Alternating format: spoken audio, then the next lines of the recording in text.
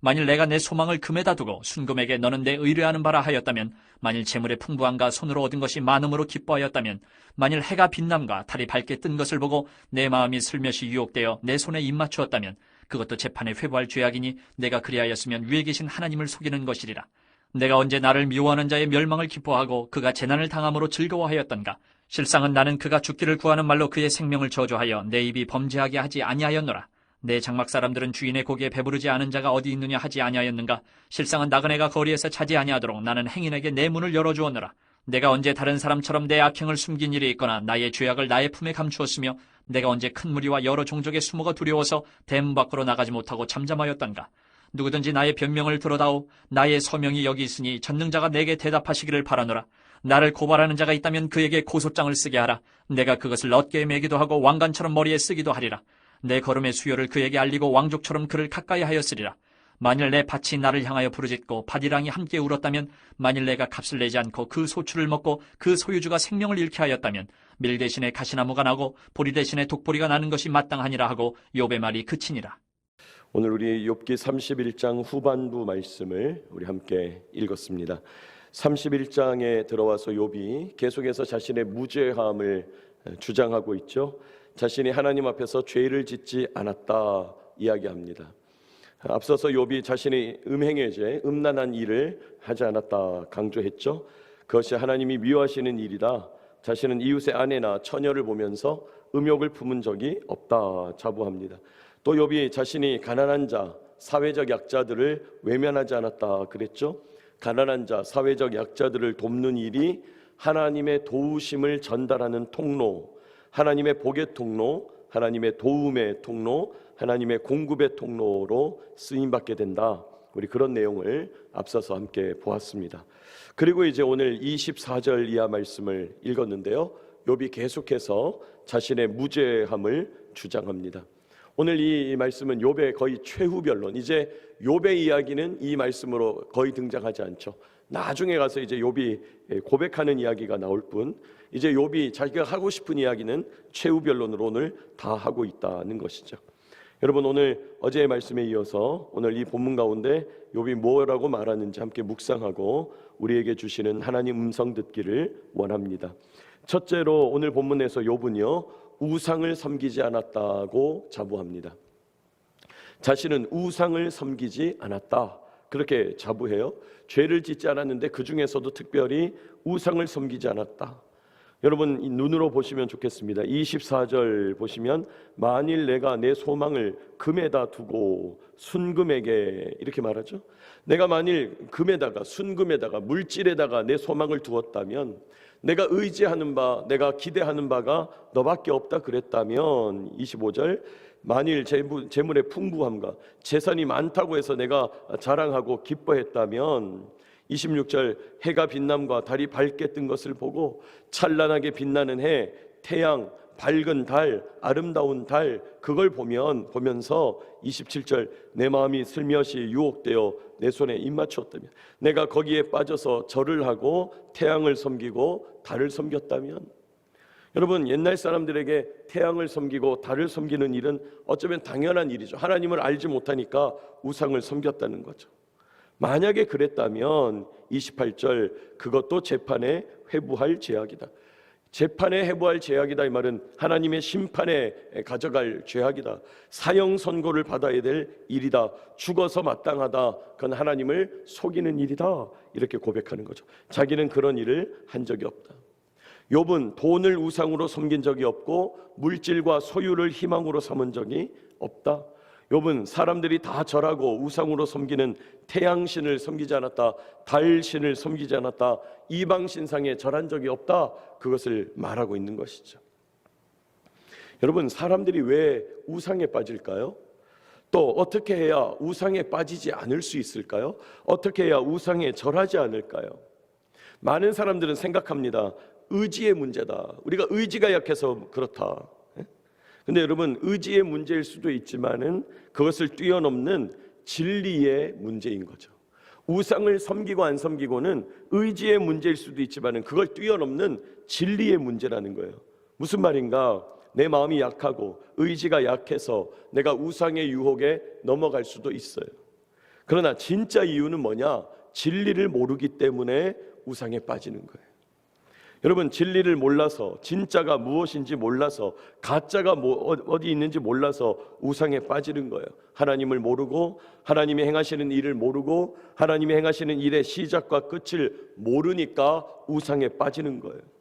여러분, 그러므로 우상에 빠지지 않으려면 어떻게 해야 됩니까? 진리를 알아야 합니다. 뭐가 참인가를 알아야 해요. 진리 안에 거해야 합니다.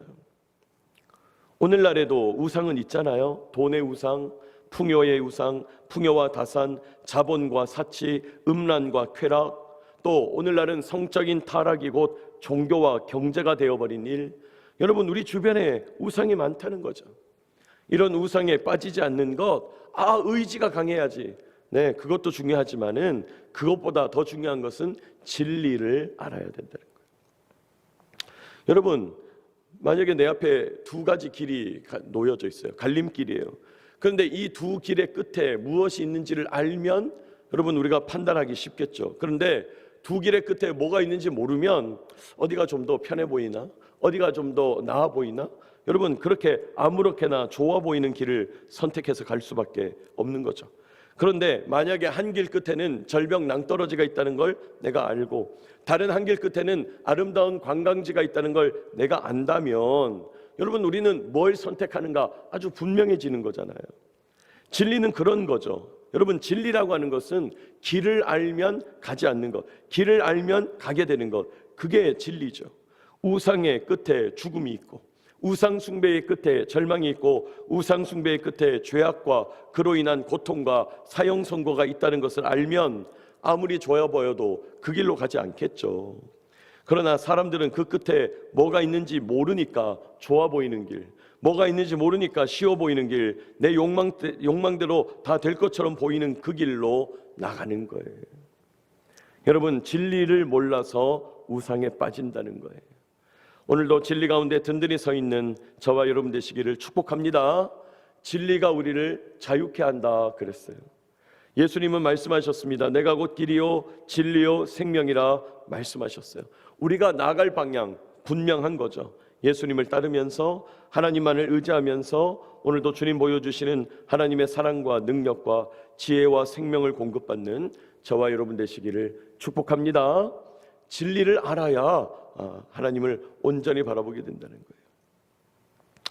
두 번째로 오늘 욥은요, 오늘 본문 가운데 이웃과 좋은 관계를 유지했다고 자부합니다. 나는 이웃과 늘 좋은 관계를 유지했다. 앞서서도 욥은 사회적 약자들, 가난한 자들을 외면하지 않았다 그런 얘기했지만 뒤에서도 언제나 이웃들과 좋은 관계를 유지했다 말합니다. 여러분, 오늘 말씀 29절부터 보시면 내가 언제 나를 미워하는 자의 멸망을 기뻐하고, 이 말은 내가 언제 원수가 멸망당하는 거, 원수가 고통당하는 걸 보고 기뻐했냐, 즐거워한 적이 있냐? 나는 그런 사람이 아니다. 30절 실상은 나는 그가 죽기를 구하는 말로 그의 생명을 저주하여 내 입이 범죄하게 하지 아니하였노라. 나는 원수가 죽으라고 저주를 한 적이 없다. 원수가 좀 잘못됐으면 좋겠다고 기도한 적이 없다. 나는 그런 기도조차도 한 적이 없다. 31절 내 장막 사람들은 주인의 고기에 배부르지 않은 자가 어디 있느냐. 내 장막 사람들, 나와 함께 내 집에서 일하는 사람들, 그 사람들은 주인의 고기 내가 풍족하게 먹여서 그들이 고통당한 적이 없다. 그들이 배고팠던 적이 없다. 또 나그네 대접한 거 잘 알고 있다. 32절 나그네가 길거리에서 자지 아니하도록 내가 방치한 적이 없다. 나는 행인에게 길손에게 늘 문을 열어주었다. 33절 나는 언제 다른 사람처럼 내 악행을 숨긴 일이 있거나 그런 일이 없다. 나는 내 죄를 감추려고 한 적이 없다 하는 거예요. 34절 내가 언제 큰 무리와 여러 종족의 수모가 두려워서 대문 밖으로 나가지 못하고, 내가 다른 사람들이 비난할까 봐, 다른 사람들이 나를 공격할까 봐 내가 겁이 나가지고 대문 밖에 나가지 못하고 집에만 있었던 그런 겁쟁이가 아니었다. 뭘 이야기합니까? 나는 언제나 이웃들과 좋은 관계를 유지했다는 거예요. 욥이 자부하는 거죠. 여러분, 욥이 이웃들과 좋은 관계를 유지할 수 있었던 이유가 뭘까요? 어떤 분들은 이렇게 생각할 수 있죠. 아니, 욥이 돈이 많아서 그렇습니다. 아니 세상에서도 그러지 않습니까? 곳간에서 인심 난다고 돈도 많고 소출도 많고 여유가 있으니 다른 사람에게 친절하게 베푸는 거, 아유 나도 여유만 있으면 그렇게 하겠습니다. 물질로 많이 도와주겠습니다. 나도 돈만 있으면 그렇게 할 수 있습니다. 그런데 내가 지금 이웃들을 대접하지 못하고 그들과 좋은 관계를 못 맺는 것은 여유가 없어서 그렇다고, 물질적인 여유가 없어서 그렇다, 이렇게 생각하는 사람들이 되게 많죠. 그러다 여러분, 꼭 그런 것만이 아니죠. 많다고 해서 다 베푸는 거 아니고 없다고 해서 안 베푸는 거 아니죠. 여러분, 이웃에게 친절을 베푼다는 것, 나에게 물질적인 여유가 있어서 가능한 게 아니라 사실은 그것보다 뭐가 있어야 됩니까? 마음의 여유가 있어야 되는 거예요. 마음의 여유, 어디에서 오는 걸까요? 이 세상에만 집중하지 않고 한 발짝 물러서서 인생을 바라볼 수 있어야 되는 거죠. 그래야 마음의 여유가 생기는 거죠. 아둥바둥 그냥 내 삶에서 일상에서 어떻게 하나 그렇게 살아가지고는 여유가 있을 수가 없는 것이죠. 때로는 내가 집중할 때도 있지만 때로는 한 발 물러날 때 있는 겁니다. 때로는 조일 때가 있지만 때로는 풀어야 될 때가 있는 것이죠. 그렇게 있을 때야 마음의 여유가 생기는 겁니다. 신앙도 마찬가지예요. 하나님을 알고 하나님을 만나고 하나님 교제하면서 한 발 물러서서 내 삶을 바라볼 수 있어야 돼요. 묵상할 수 있어야 돼요. 이웃과의 관계 하나님의 관점으로 바라볼 수 있어야 돼요. 내 가정을 하나님의 관점으로 바라볼 수 있어야 돼요. 그럴 때야 마음의 여유가 생기는 거죠. 그럴 때야 이웃들과 넉넉한 마음으로 지내가 되는 거죠. 어떤 분이 그런 얘기하는 거예요. 내가 가까운 친구가 있는데 그 친구가 밥을 안 산다고. 내가 만날 때마다 나만 밥을 산다고. 내가 한번 샀으면 지도 한번 사야지. 저 사람은 맨날 얻어먹기만 한다고. 그래서 나는 이제 저런 사람 좀 안 만나고 싶어요. 이렇게 생각하는 분, 이렇게 이야기하는 분들이 있는데, 반면에요, 나는 늘 밥을 사고 대접해야지. 만약에 내가 그게 부담될 것 같으면 만남 횟수를 줄일 수는 있고 또 저렴한 데를 찾아갈 수는 있겠으나 그래도 난 친구와 밥을 같이 먹고 교제하고 이야기 나누고 나 그 자체가 너무 좋다. 나는 그렇게 그 사람이 좋아서 만나는 거다. 이렇게 이야기할 수도 있다는 거예요. 이러면서 계속 밥을 사고 넉넉히 베푸는 사람도 있는 것이죠. 여러분, 물질에서 여유가 나는 게 아니고 마음에서 여유가 나는 거예요. 마음의 여유는 한 발짝 뒤로 물러나야 생기는 거예요. 하나님의 관점으로 내 삶을 바라볼 수 있어야 돼요. 묵상할 수 있어야 합니다. 하나님의 마음으로 이웃을 바라볼 수 있어야 돼요. 그때야 이 여유가 생기는 거예요. 여러분, 오늘 욥이 이웃들과 좋은 관계를 맺을 수 있었던 것, 그런 마음의 여유죠. 하나님의 관점에서 시작된 것이죠. 우리도 마찬가지입니다. 오늘 이 시간에 하나님께서 이 세상에 주고받는 거래적인 관계를 하신 게 아니잖아요. 기브 앤 테이크, 너 얼마 줬냐? 내가 얼마 받아야 되겠다. 이런 관계가 아니잖아요. 여러분, 하나님이 일방적으로 나를 사랑해 주시는 그 사랑을 받은 거잖아요. 우리는 사랑받은 사람이므로 선행을 하는 거잖아요. 내가 하나님의 사랑을 먼저 받았으므로 내가 이웃들에게 그 사랑 나누는 거잖아요. 여러분, 하나님의 그 일방적인 사랑을 받아서 이웃들에게 흘려보내게 해달라고 기도하게 되시기를 축복합니다. 여러분, 우리의 신앙은 방향이 하나라고 그랬어요.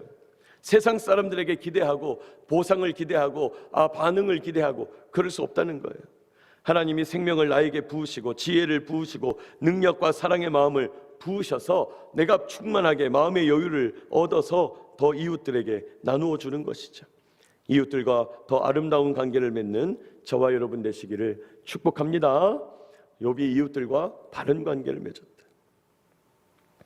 마지막 세 번째로 욥은요, 오늘 본문에서 지금까지 내가 한 말, 이제 29장부터 31장까지 이 긴 변론, 이 말은 사실이다. 자기의 진정성을 호소하고 있어요. 욥이 자신의 진정성을 호소한다. 여러분, 오늘 보면 35절 우리 같이 한번 읽어볼까요? 35절 시작. 누구든지 나의 변명을 들어다오. 나의 서명이 여기 있으니 전능자가 내게 대답하기를 바라노라. 있다면 그에게 고소장을 쓰게 하라. 나를 고발하는 자 있다면 고소장을 좀 쓰게 해라. 무슨 말입니까? 고소장 쓸 사람 아무도 없을 거다, 이 말이죠. 아무도 나를 고소할 수 없다는 거예요. 지금까지 내가 무죄함을 쭉 이야기했는데 아무도 이거에 반론할 수가 없다. 아무도 내가 죄를 지었다, 욥아 너 그래도 아니다, 틀렸다 이렇게 말할 사람이 없다 자부하는 것이죠. 38절 만일 내 밭이 나를 향하여 부르짖고 밭이랑이 함께 울었다면, 여러분 밭이 부르짖었다, 밭이랑이 함께 울었다 무슨 말입니까? 내가 지금 일구는 땅이 남에게 훔친 거라면, 땅 주인에게 내가 부당하게 빼앗아서 내 것 삼았다면, 그래서 땅이 운다면 이 말이죠. 또 39절 만일 내가 값을 내지 않고 내가 공짜로 소출을 얻고 공짜로 뭔가 열매를 따먹고 그 소유주는 생명을 잃었다, 먹을 게 없어서 굶어 죽게 되었다면, 40절 내 밭에서 가시나무가 나도 좋다, 내 밭에서 독보리가 나도 괜찮다, 그렇게 욥이 이야기하는 거죠. 뭔 얘기하는 겁니까? 자기 말의 진정성을 강조하는 거예요. 여러분 지금까지 살펴본 이런 여러 가지 말씀 속에서 욥의 답답함이 묻어나는 거죠. 내 말을 왜 안 믿어주냐? 내가 어떻게 해야 내 말을 믿을 수 있겠냐? 어떻게 해야 내가 무죄하다는 것을 너희들 알아주겠냐? 욥이 답답한 마음을 호소하고 있는 거예요. 여러분 우리도 이런 답답한 마음을 가질 때가 있죠.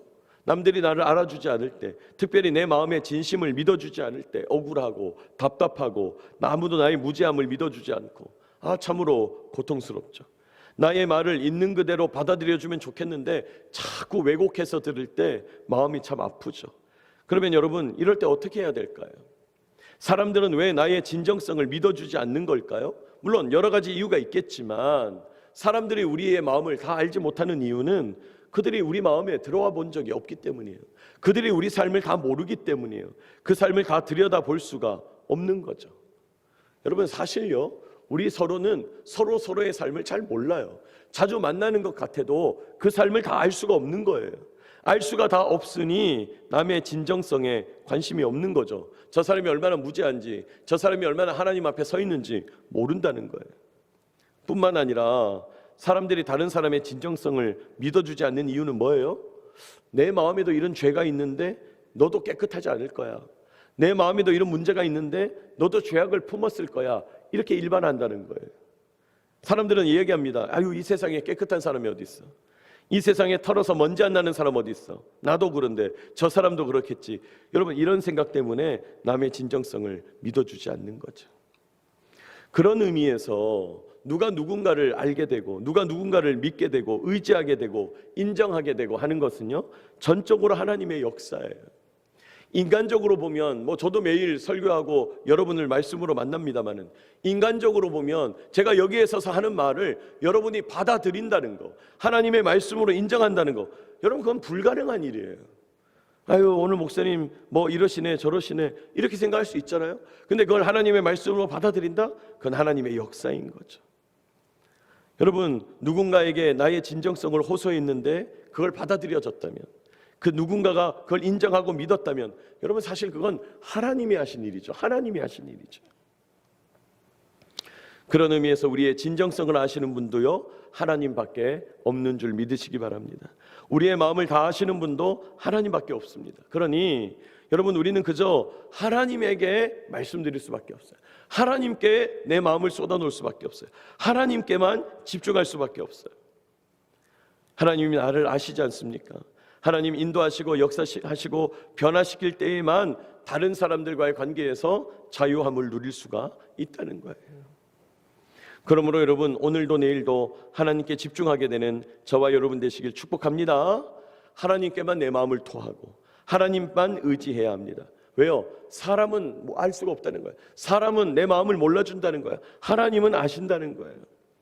여러분 하나님께 집중하여 하나님이 보장하는 인생 되시고, 하나님께 집중하여 하나님이 해결하시는 인생이 되시고, 하나님께 집중하여 하나님이 도우시는 삶 되시기를 축복합니다. 하나님이 공급하시는 삶이 있다는 거예요.